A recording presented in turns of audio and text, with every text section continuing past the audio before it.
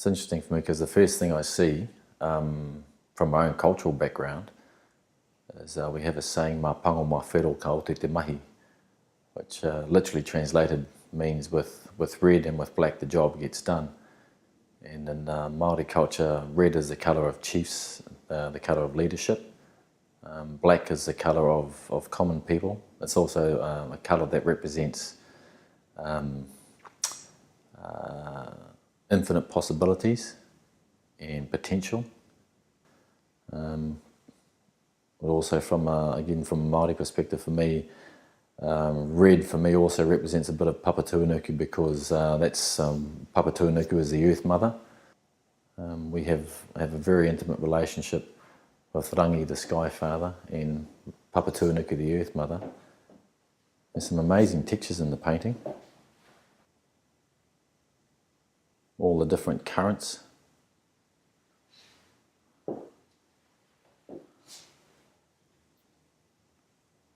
Almost look like the bones of people.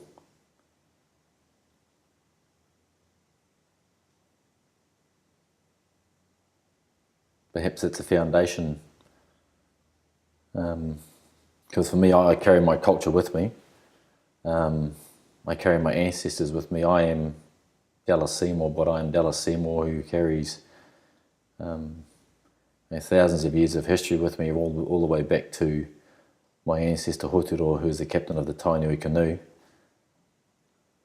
who traversed the Pacific Ocean years and years and years ago, back and forth from the Pacific Islands to Aotearoa. So also, the textures to me, as I said, look like bones, and as you're born from the soil, we return to the soil.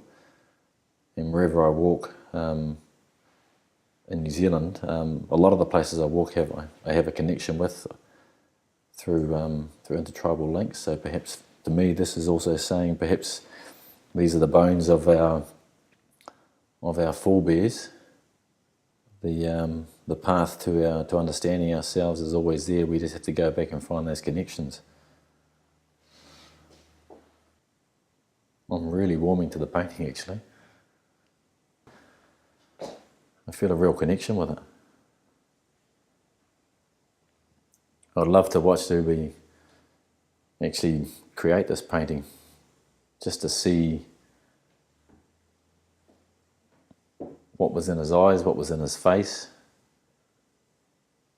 to see what he drew on for the inspiration and to create this piece. What was the passion? What inspired him? Yeah. What sort of person was he? I'd love to get into his head, just to figure out what he was thinking. There's even some aspects, when I look at it, I do, without necessarily being, I guess, truly, Maori motifs or designs. I sort of see some of that, like in some of our, we have an art form called tukutuku, which is weaving. I do see some of that as well. I'd see some, so almost, I guess, Maori Pacific type moko or tattoo designs. And the longer I stand here, the more I feel connected.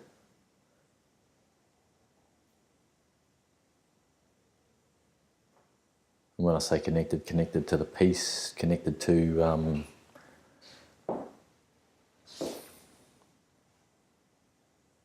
I guess the depth in the painting.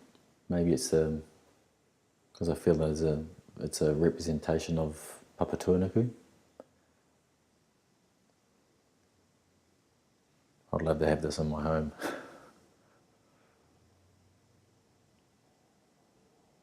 I'd love to have it in a place where I could walk past it every day.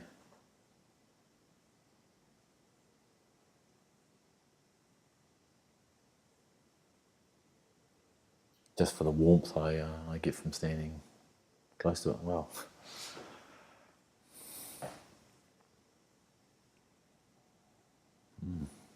It's amazing. It's magnificent work.